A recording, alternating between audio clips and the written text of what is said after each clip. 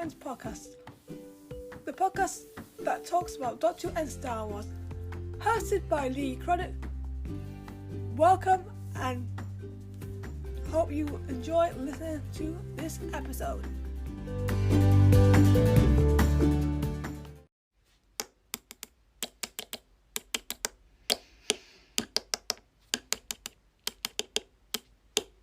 Hello! Sorry, you caught me in one of my moments where I like to make a bit of a entrance. Welcome back to Fazwan and Jarins. So, this year, there's been a lot of Star Wars content, of course. Unfortunately, it's now over. But don't worry, next year I'll be back with plenty more content. But don't forget, The Mandalorian re-uploads of 7 episodes, 5-minute reviews is coming out, so don't worry. But back to Doctor Who, and it has been a long wait. We are now, all of us fans, in the month waiting game. But I thought, inspired by BBC Player uploading Classic Who, I wanted to give Classic Who a bit of recognition. I don't think Lee has done that yet, and I've been trying to, but unfortunately there's been a few complications when I've been recording, but it's happening, and I want to talk about an episode that I love from each of the classic Doctors. So this is William Hartnell, Patrick Troughton, John Pertwee, Tom Baker, Peter Davison, Colin Baker, and Sylvester McCoy. And they're all very legends, and I think they all deserve a lot of appreciation. So let's give them a round of applause for them. Yes, sirs. So, before I start, once again, if you like the content I do, Doctor Who or Star Wars, please subscribe to the channel and click on the notification buttons. I've got a lot of stuff planned for Doctor Who, and next year I'm going to try and make do with what I can do with the Star Wars draft. But let's get started. So, I'm going to go back to William Hartnell and begin with him. Of course, he is responsible for bringing the show forward. My favourite episode from his era, I like the word planet, and I'll tell you why. It's one of those episodes that me and Peter both love. The reason I picked the word planet was because I just think it's different. It's comedy, it's silly, it's got interesting characters and interesting plot, and I just enjoy watching it so much. And I think the Meneptah are legends, but those Opera, they're just comedy geniuses. I love them. And R.I.P. Remini. And there's some classic lines like Portorak, which is animus in the Opera language, and that's my old school tie. Once again, Ian, legend, and I just love it. It's definitely unique, and I like the way they use like jewelry and stuff, and ants and animals. It's a great episode to watch, and it can be divisive, but there's one thing about it that I will say. There's a moment where one of the Zarbi actually crashes into the camera in the actual episode. It's comedy gold. I'm surprised they left it in, but as a person who loves comedy, it's comedy gold. Let's move on to Patrick Troughton. Yes, second Doctor. The person that kept Doctor Who going. It's the episode I'm going to pick.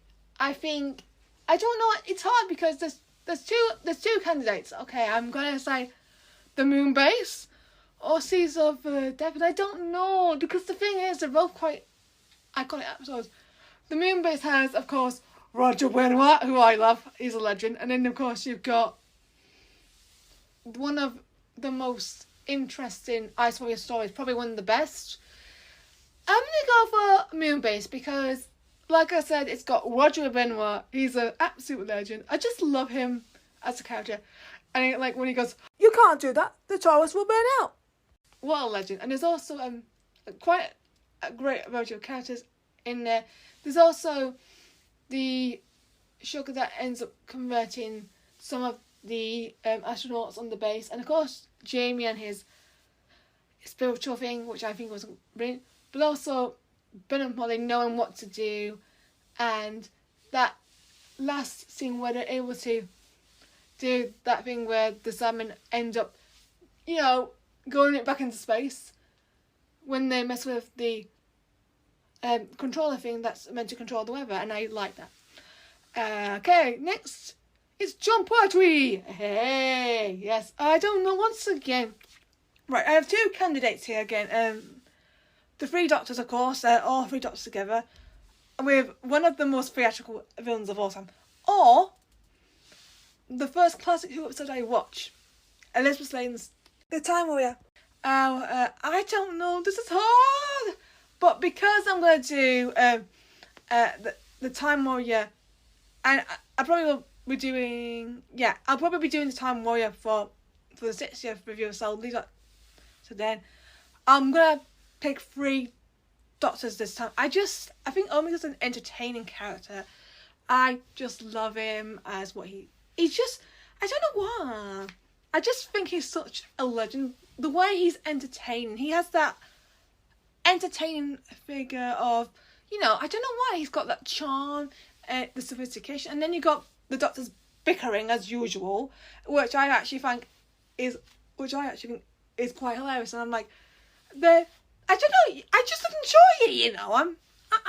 I'm here for a bicker. I'm here for it when it's done comically, and that's comically. And of course, Kay Manning being Jo Grant is the heart of the story, and of course, John Levine and Nicholas Courtney being comedy legends as the Brigadier and Sergeant Benton. Yes, Sergeant Benton. So let's move on to Tom Baker. Oh yes, I did my David Tennant impression but it's still good. Wow, this is okay. I'm gonna go for something that I don't think people would be expecting.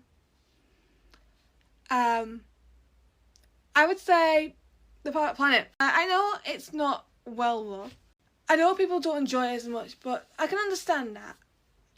For me, I don't know why, but the Captain, once again, I seem to be picking episodes of comedy villains, but I liked him. I think it was funny. He was like, and poor Mr. February, by the way. I do have a bit of love for February, and of course there's Queen Xansia as the maid, and then of course the Mentias and Mula and Kemas, and then once again proper bickering, this time from Thorn Ramanda, which I love. I thought Tom and Mary Town were great together, and I like the fact at the end they all end up agreeing on something, especially at the end, because they do kind of bicker on the approaches to Ryan Tice, which I think is important to say because you do need a bit of clash. And of course, but Bruce Purchase as the Captain, honestly, I just think he's the one I'd say that I like. Well, probably one of my favourite villains, I think, because he just brings a lot of entertainment. Peter Davison time, yes, okay. I think this one,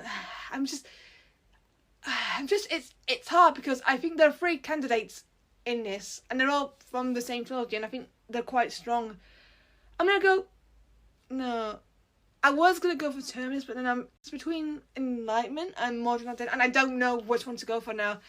Oh my gosh, I'm gonna go for Enlightenment because I think it's one of those episodes where not only it's written by female, but it's also got a bit of a twist. It's like Mummy Express. It's set in the future, but it's got that past thing, and I like that when it happens. I think it's brilliant. I kind of like the fact that Cello is having to make a decision, and then you got Ting having to deal with Mariner, and of course the Captain Rack, R.I.P. Linda Barron, being probably the most intriguing and campus villain ever.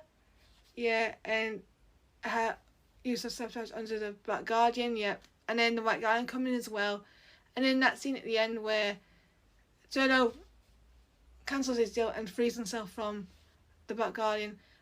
It's just an important moment because I think that he needs to make this himself, and he does, and it is kind of like, you do, to be honest, I do kind of have a bit of sympathy towards the Black Guardian there.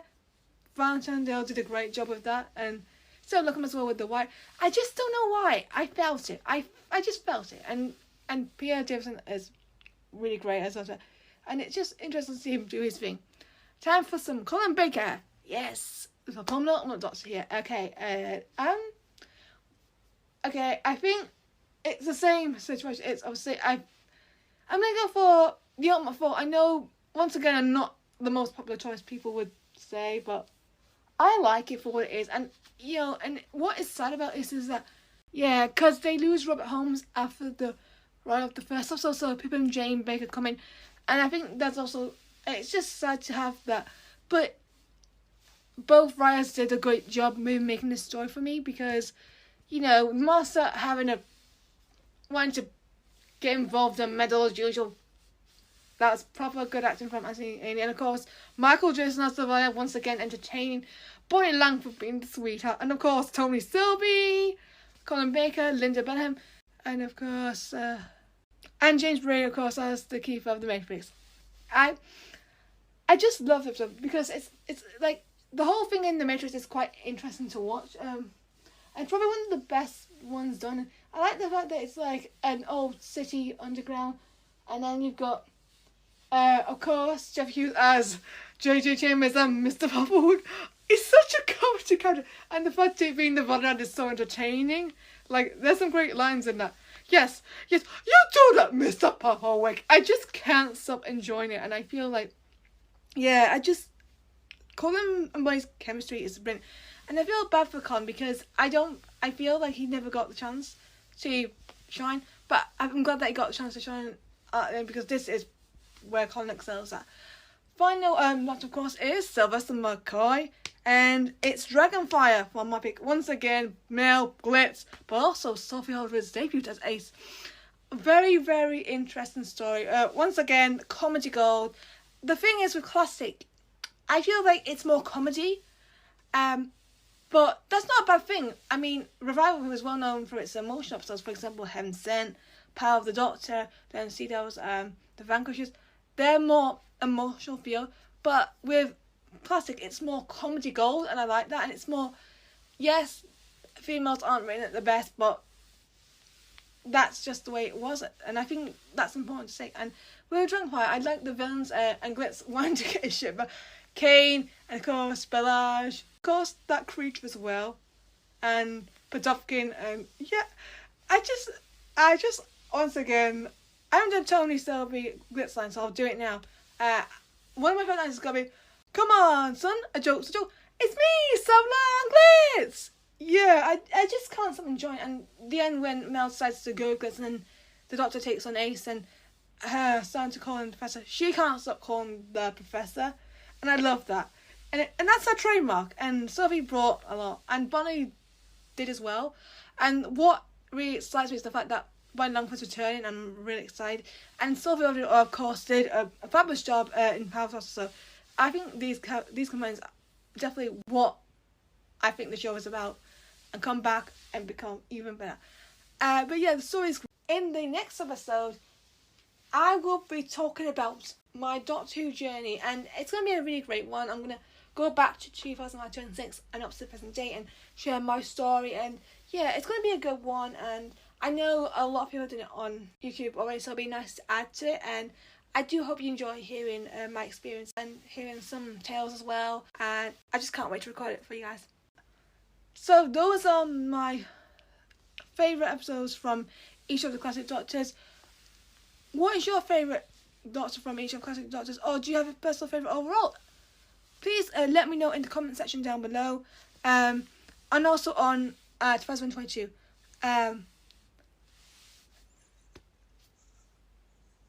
Please don't forget to like and subscribe to the channel as well, and hit that notification button to keep updated, because the content coming up is going to be really, really good. Thank you for listening, and I'll see you in the next episode. Bye, everyone.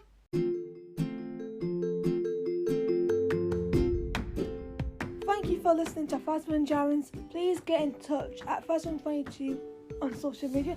If you love anything I do, please subscribe to the Phasma and Jarrins YouTube channel. I hope you enjoyed listening to this podcast, and I'll see you in the next episode.